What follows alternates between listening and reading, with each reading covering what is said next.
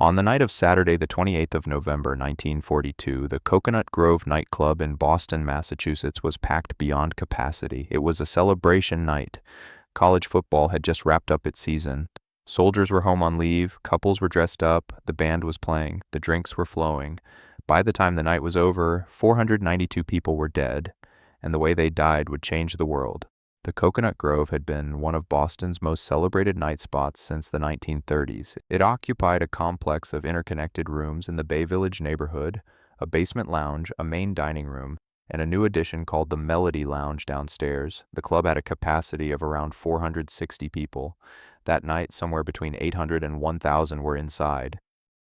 The decor was elaborate and theatrical. Fake palm trees lined the walls, cloth draping hung from the ceilings, artificial vines twisted between fixtures, satin, rattan, all of it flammable, all of it packed into rooms with almost no ventilation.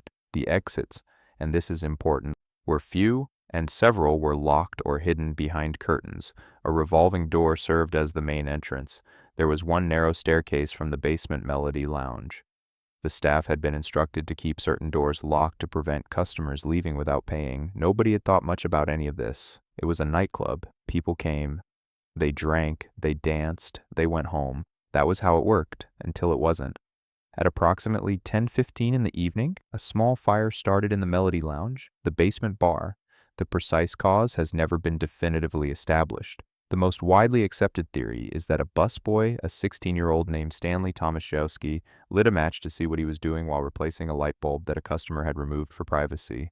The flame caught the artificial palm tree beside him almost instantly. Stanley tried to put it out with his hands. He couldn't. What happened next took less than 2 minutes. The fire didn't crawl. It didn't spread gradually, giving people time to notice, to walk calmly to exits, to file out into the street. The synthetic decorations, the cloth, the artificial palms, the draped fabric, ignited in a chain reaction so fast that eyewitnesses describe seeing a sheet of flame travel across the ceiling of the Melody Lounge in seconds. The heat generated toxic gases almost immediately: carbon monoxide, hydrogen cyanide. People weren't just overcome by smoke. They were poisoned where they stood. The stairs from the Melody Lounge to the street, the only way out for everyone in the basement, became a crush of bodies moving in both directions. Those trying to escape, those coming down to see what the commotion was. Upstairs in the main dining room, people didn't know what was happening until the fire was already upon them. The doors they tried were locked.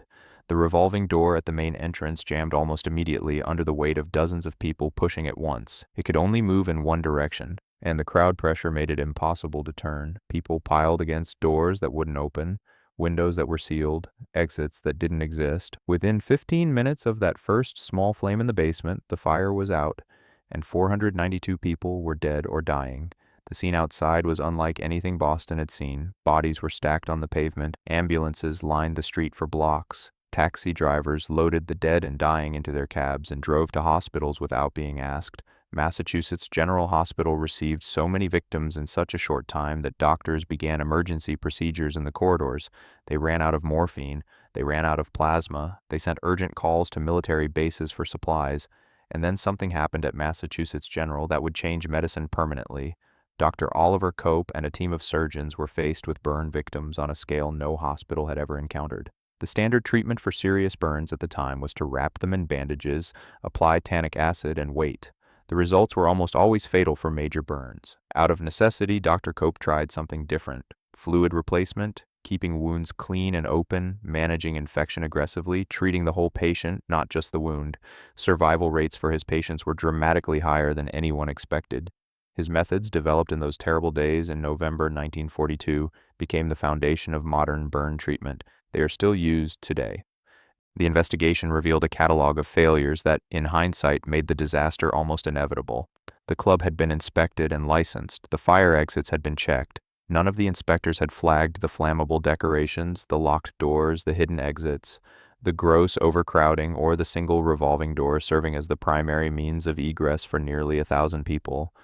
The owner of the Cocoanut Grove, Barney Wolanski, was charged with manslaughter. He was convicted and sentenced to 12 to 15 years in prison. He served less than 4 years before being released on the grounds of terminal illness.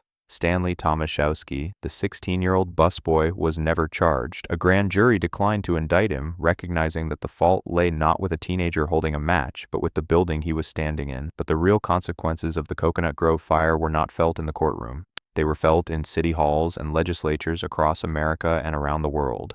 Within months, cities across the United States rewrote their fire codes from scratch. Panic hardware, the push bars you now see on almost every fire exit door, became mandatory. Outward opening exit doors became a legal requirement. Revolving doors were required to have collapsible panels. Flammable decorations were banned in public spaces. Automatic sprinkler systems became compulsory in buildings above a certain occupancy. Exit signs, fire drills, maximum occupancy limits enforced by law. The idea that a building holding hundreds of people had an obligation to let them escape, that seems obvious to us now. Before November 28, 1942, it was an afterthought.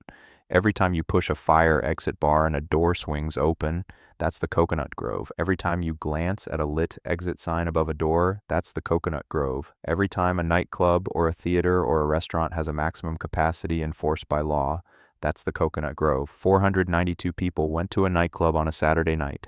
They went to celebrate, to dance, to be together. They didn't go home, and in the grief and the inquiry that followed, the world quietly decided that what had happened to them would never happen again. Not like that. Not because a door was locked or an exit was hidden or a building full of people had no real way out. We don't always learn from the disasters that happen to us, but sometimes we do. This was one of those times.